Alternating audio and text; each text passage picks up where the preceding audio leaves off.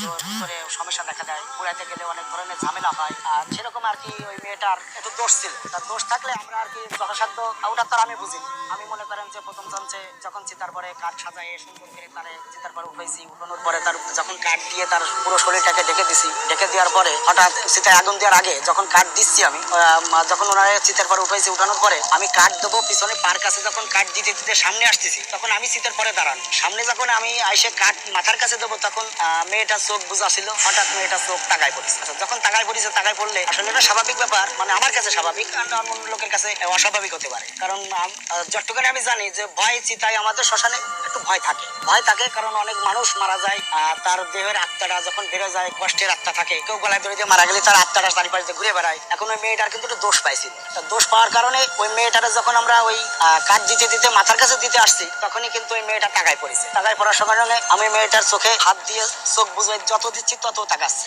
এখন এই তাকানোর কারণে আমি ভাবতেছি যে অন্য কোনো সমস্যা হতে পারে। এখন আসলে তো মনে করেন যে চিতাটা আমাদের নপাড়া মহাশ্মশানটা খুব নিলিবিলি জায়গায়। এখন ওখানে চিতার কাছে কাঠ সাজানোর পরে তারপরে কোনো লোক আর থাকে না, হয়তো এই সাইডে থাকে, তখন বারে বারে তাকাচ্ছে আর আমি ওর চোখটা আর কি ওর বুঝিয়ে দিচ্ছি, কিন্তু বুঝতেছে না। তিনবারের মাথায় যখন আমি আর কি ওরে জোর প্রয়োগ করলাম, কাঠ দিয়ে সাজাই দিলাম, সুন্দরভাবে সাজায় যখন মুখে অগ্নি করে জ্বালাই দিলাম, দেওয়ার পরে মনে করেন যে উঠতে উঠতে লাস্ট টাইমে যখন প্রায় আপনার এই ধরের থেকে পাত থেকে আপনার এই মাথারে পর্যন্ত যখন উঠতে আসে, তখন কিন্তু ওই শীতের পরের থেকে কাঠ পরে যাতে লাগে, পা লাফালাফি করতে লাগে, অনেক সময় আছে যে আপনার লাশ পরেও যায়। এরকম অবস্থায় খুব ভয়ঙ্কর ব্যাপার।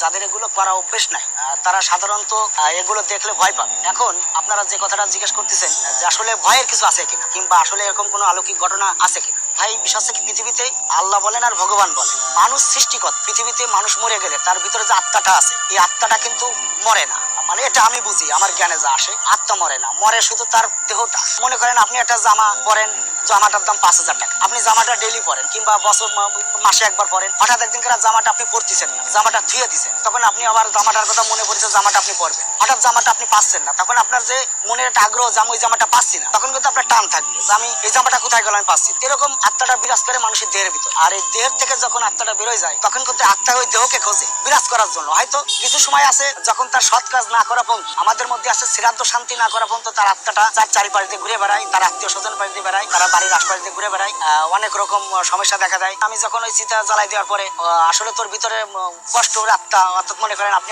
একটা মেয়ে গলায় দড়িতে মারা গেছে কিংবা বিষ খেয়ে মারা গেছে, তখন কিন্তু আসলে সে স্বাস্থ্যে মরিনি, সে তো স্বাস্থ্যে মরিনি, তার সে তো মারা গেছে, আত্মহত্যা করেছে। তাহলে আত্মহত্যা করলে আত্মাটা কিন্তু সরে যায় না, তখন আশপাশ দিয়ে থাকে। এখন ওই আত্মাটা কিন্তু ওর ভিতরে অনেক সময় আছে আপনার ওই যন্ত্রণাদায়ক, মানে উঠতে চায় না, থাকে যেতে চায়, শীতের পরে থাকতে চায় না, পরে যেতে চায়, কাঠ ঠিক মতো পরে না, এরকম অনেক সমস্যা দেখা দেয়।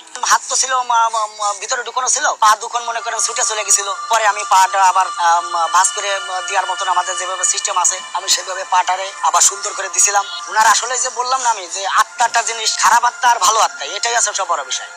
তারপরে বহুত কষ্ট মষ্টে আর কি ওনারে পড়াইতে আমি বাড়ি আসছি। আমি ওই মেয়েটার ব্যাপারে কিছুটা আংশিক ভয় পাইছিলাম, পরে ওটা আমার এক গুরুদেব আছে, তার সাথে পরামর্শ করার পরে সে আমার কিছুটা দেওয়ার পরে ওটা আমার সমাধান হয়েছে। এই মাঝে একজন মারা গেছিল আমাদের নপাড়ার একজন ব্যাংকারের, রাত মনে করেন 2টোর সময় আমারে ডাকিছে, আমি গেছি।